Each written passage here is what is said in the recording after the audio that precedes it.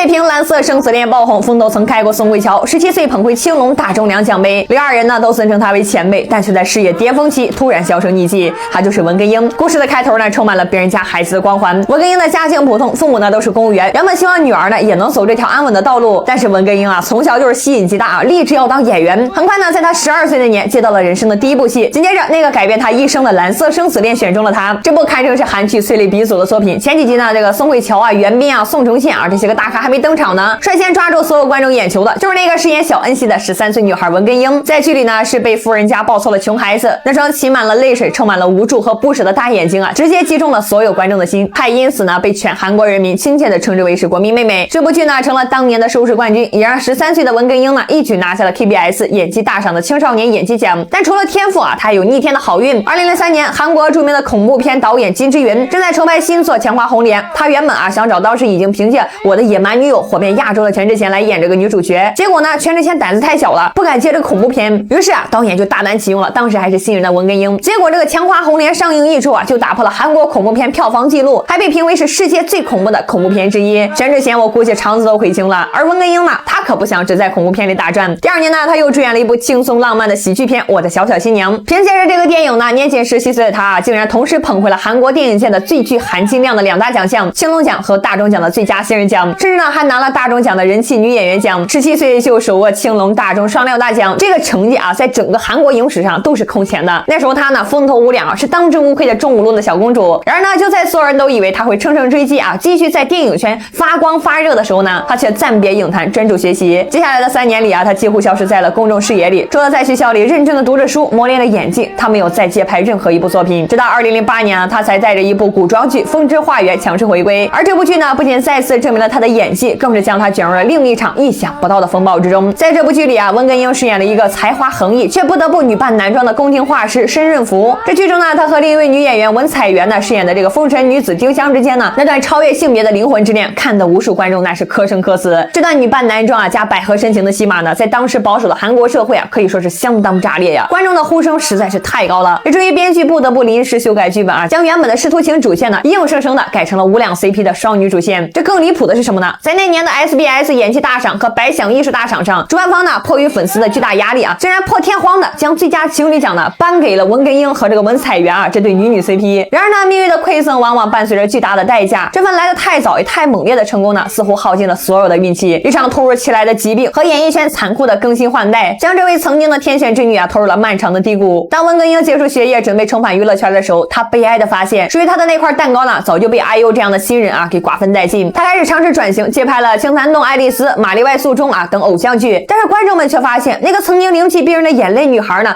不知何时起啊，脸蛋变得浮肿，身材呢也开始走样，国民妹妹长残了的恶评开始在网上是疯狂的蔓延。再加上 IU 那边势不可挡的人气啊，国民妹妹的称号呢，也是不知不觉中啊易了主。事业遭遇瓶颈期的同时啊，她的感情生活呢也是亮起了红灯。2013年啊，因为拍摄电视剧《火之女神景儿》，与同剧的男演员金范呢一起收情，这对金童玉女的恋情啊一度是备受祝福。然而呢，仅仅7个月之后呢，两人就宣布分手，事业爱情双双受挫啊，再加上颜值下滑带来的巨大舆论压力，让文根英的状态呢那是一度跌入了谷底。而真正将她推入深渊的是2017年那场突如其来的重病。那年2月份啊，这个文根英呢在工作的时候突然感觉这个右臂剧痛，去医院一检查呀，竟然被确诊为是急性骨筋膜式综合症啊，这是一种极其凶险的疾病，肌肉和神经组织呢因为这个肿胀受压而缺血坏死啊，如果发现不及时啊，甚至需要截肢。幸运的是啊，发现还算及时，但为了保住手臂呢，文根英前后经历了4次痛苦的手术。虽然说最终康复出院了，但是长期服用这个激素类的药物的副作用呢，却让她的身材和容貌发生了巨大的变化，变得是更加的浮肿。当她再次出现在公众面前的时候呢，很多人甚至已经认不出啊，这就是当年那个灵气逼人的国民妹妹了。从此以后呢，文根英啊彻底从韩国影视圈的主流视野里消失了。如今的她呢，不再执着于拍戏，她剪掉了长发，开始尝试画画做陶艺，偶尔呢也会在社交媒体上啊分享一些旅行和生活的照片。照片里的她呢，虽然说不再年轻啊，脸上呢也带着岁月的痕迹，但是眼神里呢却多了一份从前从未有过的平和与释然。她曾拥有过令所有人都羡慕的天选开局，也曾达到过很多演员一生都无法企及的高度，但最终呢却因为疾病，因为转型不顺，也因为韩国娱乐圈那个残酷到变态的外貌至上主义而过早的暗淡了光芒。在这个速食的时代啊，国民妹妹的保质期啊或许真的很短，而一个演员呢想要真正的穿越时间的长河，被观众所铭记，靠的呢从来不是那张会随着岁月而改变的脸，而是那些能够刻进时光里的不朽的角色。